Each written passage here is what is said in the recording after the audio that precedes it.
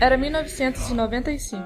A TV americana ainda não estava acostumada ao modelo de fazer séries, com histórias em até 24 episódios. Shanna provou que, como Arquivo X, o modelo era um sucesso, popularizando as séries e imortalizando o estilo.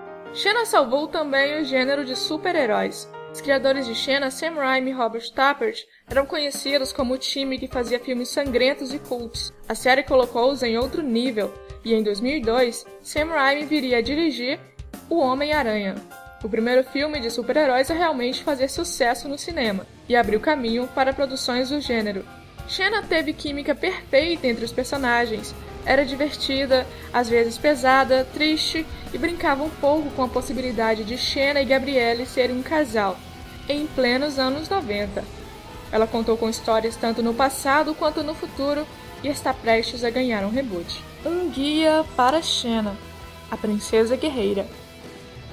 Imagine um mundo onde deuses, semideuses, monstros, guerreiros existam e esse mundo seja tão perigoso que você, em sua adolescência, tem que criar um exército para defender a sua própria vila. Essa é a história de Shanna. Ela era uma jovem inocente que teve que juntar um exército para poder defender a sua vila contra um guerreiro chamado Cortésio. A vila é Anfípolis. Cortésio chega e exige pagamento de tributo, senão eles vão atacar e matar todo mundo. Ou talvez eles só quisessem matar mesmo. É aí que Shanna entra. Ela decide convencer todos os moradores a deixar seus filhos entrarem num exército particular para poder defender essa cidade, essa vila. Junto com seu irmão Liceus, eles conseguem defender a vila. Mas o que acontece é que Liceus morre e Shanna fica seca por sangue. Depois de defender a sua vila, ela quer expandir o seu exército. Ela quer dominar outras vilas, ela quer receber tributo, ou seja, ela mesma estava virando um guerreiro. Shanna então começa a expandir o exército, ela começa a cobrar impostos de outras vilas para poder oferecer proteção. Chega um momento em que todo mundo da sua própria Anfípolis já não quer ter nada a ver com ela, porque ela está tão sedenta por sangue, ela está tão do mal mesmo, que não faz mais sentido o que ela está fazendo ali. É aí que Shanna começa sua carreira no crime, sua carreira na maldade, sua carreira como guerreira. Ela continuou dessa maneira, administrando exércitos, até que em algum momento ela começa a piratear. É aí que ela conhece o jovem César, e juntos eles prometem conquistar o mundo. Enquanto isso, uma egípcia chamada Malala entra escondidinha no barco da Shanna, e elas acabam se tornando amigas. Malala ensina os pontos de pressão para Shanna, uma coisa muito importante durante toda a história. Shanna tem um breve romance com César, mas ele acaba traindo ela. O que ele mais queria mesmo é ser imperador de Roma, e ser imperador de Roma naquela época era ser imperador do mundo. É nesse momento que Shanna é crucificada pela primeira vez, e só para aumentar um pouco mais esse nível de maldade, ele ainda manda quebrar as pernas dela. É aí que a Malala entra. Ela salva Shanna da cruz e ainda tenta cuidar dos seus ferimentos. César, não satisfeito com Shanna ter sumido, ele manda os seus capangas atrás dela. Nesse momento, Shanna está quase morta, sofrendo com a dor, e Malala luta contra os capangas de César. Ela vê Malala morrer, e é naquele momento em que Shanna realmente nasceu como destruidora de nações que a gente conhece. Shut up the flow of blood to your brain. You got 10, 9, 8. She wasn't like kind of bad. She was an evil, murderous person. Untold numbers of dead. Depois disso, Shanna voltou para seu ramo de atuação e começou a aterrorizar a Ásia. Ela conheceu um homem chamado Boris e o convenceu a deixar a família dele seguir ela. Foi quando eles finalmente chegaram à China e Shanna foi traída por Boris. Capturada como um animal, Shanna solta numa mata para ser caçada. É nesse momento que Lao-Ma entra e salva ela e uma história impressionante começa. Essa história acontece depois da crucificação, obviamente, e Shanna ainda não tem as pernas curadas. Lao-Ma é uma pessoa tão importante nessa história que ela ensina um pouco mais sobre os pontos de pressão, ensina a Shanna um pouco mais sobre luta, ensina a Shanna sobre tantas coisas, de volta aos seus velhos modos. Shanna acaba deixando Lao-Ma pra lá e mata o imperador da China na frente do futuro imperador, o que viria a ser o Dragão Verde e grande inimigo de Shanna no futuro. Então Boris e Shanna estão juntos novamente e eles têm o maior exército que eles poderiam imaginar. Mas e aí que tá? Xena tá sempre com fome por mais poder. Esse é um período em que Xena tá com a alma tão negra, tão maligna mesmo, nesse momento que ela conhece a Alt. Alt é uma xamã muito manipuladora. Ela convence Xena a se infiltrar numa aldeia amazona e no final ela acaba matando todas as mulheres mais importantes dessa tribo. Alt convence Xena de que ela seria muito mais poderosa se ela encontrasse uma pedra que é muito importante para os centauros. É aí que ela inicia uma guerra com os centauros atrás dessa pedra. Nesse momento a gente não vê mais a Alt e o relacionamento entre Xena e Boreas está cada vez mais destruído. Vendo o quão importante era essa pedra, o Boreas acabou se aliando aos centauros e o exército deles foi dividido. Nesse momento, Xena também estava grávida e tentava manter isso escondido dos seus homens. A guerra entre os dois acaba estourando no momento em que a Xena está tendo esse bebê e os dois acabam numa situação muito difícil. Claro, o Boreas acaba morto e a Xena tem que entregar o filho dela para os centauros para evitar que ele fosse caçado. Com Boreas morto, seu exército destruído, o que mais Xena poderia fazer? Arrumou outro exército, obviamente. Xena agora era um pouco diferente. Ela estava começando a mudar, ela tinha um código de honra, um código de conduta.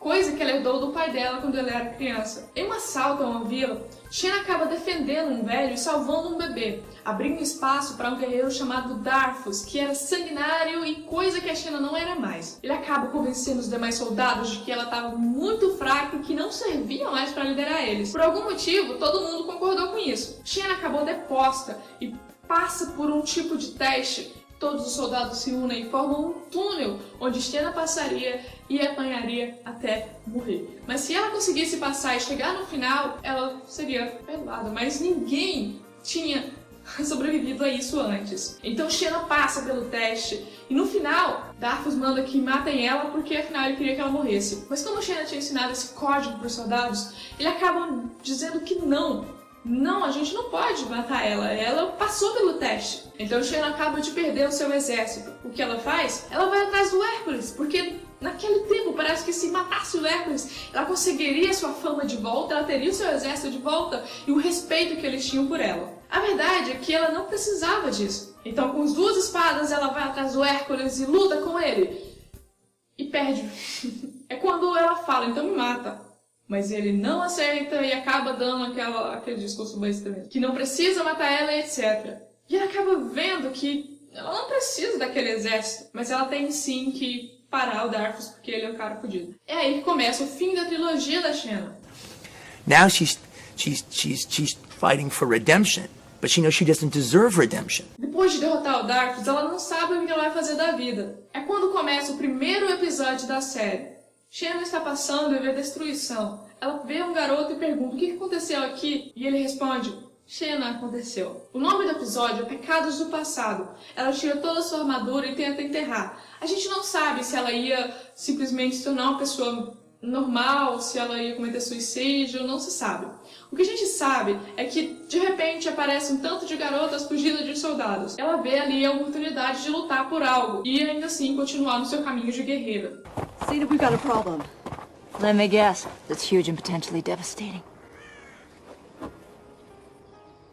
Nesse episódio, nós também somos introduzidos a Gabrielle, uma adolescente sonhadora, faladora, contadora de histórias, que quer ser uma guerreira, que quer ser forte. Ela tá quase casando, ela não quer aquela vida de uma fazenda, ela quer muito mais. Xena então vai embora de Potédia, mas Gabrielle vai atrás dela escondido. Eventualmente, a Xena aceita que ela viaje com ela. Gabrielle é um personagem muito importante pra Xena, porque ela é a consciência viva da Xena. Ela passou de garota indefesa pra ajudante que lutava mais ou menos, pra rainha amazona, e depois continuou sendo completamente autossuficiente como pessoa, como mulher, como guerreira. Os eventos mais importantes na vida da Gabrielle foi quando ela se tornou rainha amazona, quando ela foi estuprada por Dahak e teve o filho Hope, quando ela se tornou a principal seguidora do Eli. Mas a Gabrielle é um pouco mais importante do que isso. No final da série, ela é a única pessoa que sai viva. Xena acabou ficando morta por lá mesmo no Japão. What is this? A scumbag convention? A Callisto é um subproduto dos tempos de guerra da Xena. Ela é de uma aldeia chamada Sirra, em que a Xena devastou e matou todo mundo na frente dela. Sobrevivente, traumatizada, ela jurou que aprenderia e seria melhor do que Xena na guerra. Ela é uma pessoa muito, mas muito desequilibrada e tenta muito matar a Xena. Ela apareceu também nos episódios de Hércules e é um dos personagens mais importantes de Xena. Ela começa como uma guerreira que quer simplesmente matar a Xena e falha sempre. Callisto has every right to kill Xena. And Xena has every right in Xena's own heart to die under Callisto's blade. Ela acabou morrendo, acabou trocando de corpo com a Xena e acabou se tornando um demônio no inferno. No começo da quinta temporada, a Xena se torna um anjo. E no momento de remorso, ela acaba trocando de lugar com Callisto. E a Callisto se torna um anjo e a Xena se torna um demônio, obviamente. Are you sitting on the soap? I was wondering what that was. Um personagem importante, mas que muitas pessoas ignoram, é o Joxer. Ele é um personagem que acha que é um grande guerreiro e que acha que a Gabrielle seria uma boa ajudante para ele. De acordo com um artigo no site Wush.org, Joxer pode ser um autista altamente funcional, mas ele também tem a síndrome de Asperger, o que dificulta mais ainda o modo como ele reage às pessoas e ao mundo. Apesar de ser desastrado e o contrário do que pensa, Joxer tem em sua própria mente um mundo para si. Em Hércules, houve um episódio chamado Stranger in a Strange World, onde Joxer é o contrário do que realmente é, um guerreiro inteligente e estrategista. Joxer, o poderoso, eternamente apaixonado por Gabrielle, grande amigo, corajoso e gentil, mesmo na morte. You used my scrolls!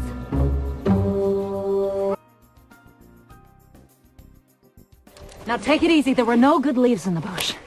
Eu digo que o Joxer é um personagem importante porque ele é um cara leal, ele é um cara engraçado e principalmente ele faz parte ali dos três. Eu não consigo imaginar só Xena e Gabrielle e sem os momentos cômicos do Joxer. What are we doing here?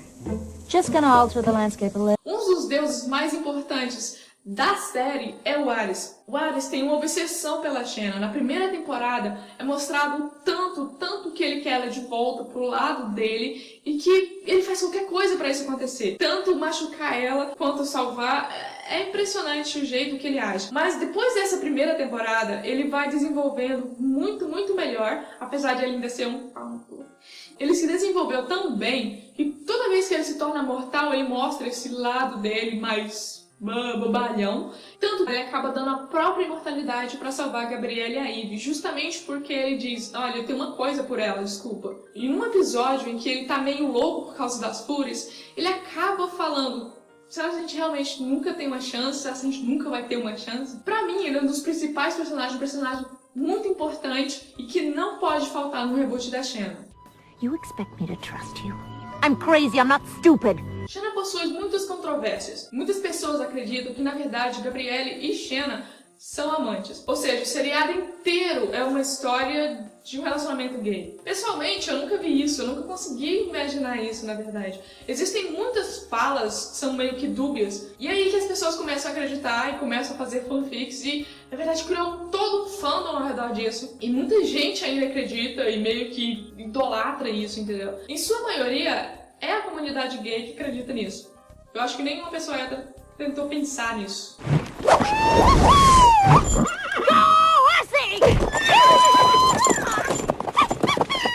Os anos 90 nunca foram assim tão fortes em séries. Existiam poucas séries na TV que eram realmente pra ter muitos episódios. Por exemplo, Arquivo X foi um dos primeiros, teve Friends. E Xena foi tão importante que abriu caminhos para séries como Buffy, o jeito de contar a história, quebrar a quarta parede, e ir pro futuro, ir pro passado e contar a história dos mesmos personagens através de outros personagens no futuro. É um estilo que até hoje é usado em Sobrenatural, por exemplo. The scripts are really good. There's a really cool storytelling going on. The whole lineage of the story, the backstory of Xena's character is quite magnificent. Uma coisa que também é importante, que Xena foi um marco, é o feminismo. To me, Xena is the show I always wish Wonder Woman was. A gente pode especular que Xena acontece uns 3.000 anos antes de Cristo. Ou seja, a religião cristã ainda não tinha chegado à Grécia, não tinha chegado a Roma, não tinha chegado à Inglaterra ou à Dinamarca com os vikings lá. Então o status de mulher ainda não era tão rebaixado, porque a religião ainda não tinha chegado. Apesar de ser da religião helênica e de outros lugares que a Xena visitou, não tinha esse negócio de a mulher ser menor do que o homem. Existiam tradições de que, por exemplo, no episódio que a Gabriela aparece, ela fala, se eu ficar nessa casa, eu vou ter que casar. É o que acontece. Os anos 90 não eram assim tão abertos como a gente é hoje. Ok? 20 anos atrás, a coisa não era tão aberta assim. Existia essa coisa de tradição de colocar a mulher lá na cozinha e etc. E Xena chega, depois de Arquivo X, claro, Xena chega, mostra que a mulher é sexy, que ela é forte e que ela ainda pode ser melhor do que o homem, aliás, mais forte e que ela é muito, muito inteligente, que qualquer mulher pode ser aquilo. Xena é sim um ídolo feminista, porque mostra duas mulheres enfrentando o mundo, enfrentando deuses, enfrentando o Diabo 4, e eles não precisam de um homem. O único homem lá é o Joxer, e ele é um babaca. I mean, that is just fantastic. Xena, sexy valquíria, matadora de deuses, arqueóloga, estrategista, clone, destruidora de nações. A coragem dela mudará o mundo. Xena, a princesa guerreira. É aí que ela inicia uma guerra atrás dessas... É aí que ela inicia uma pedra...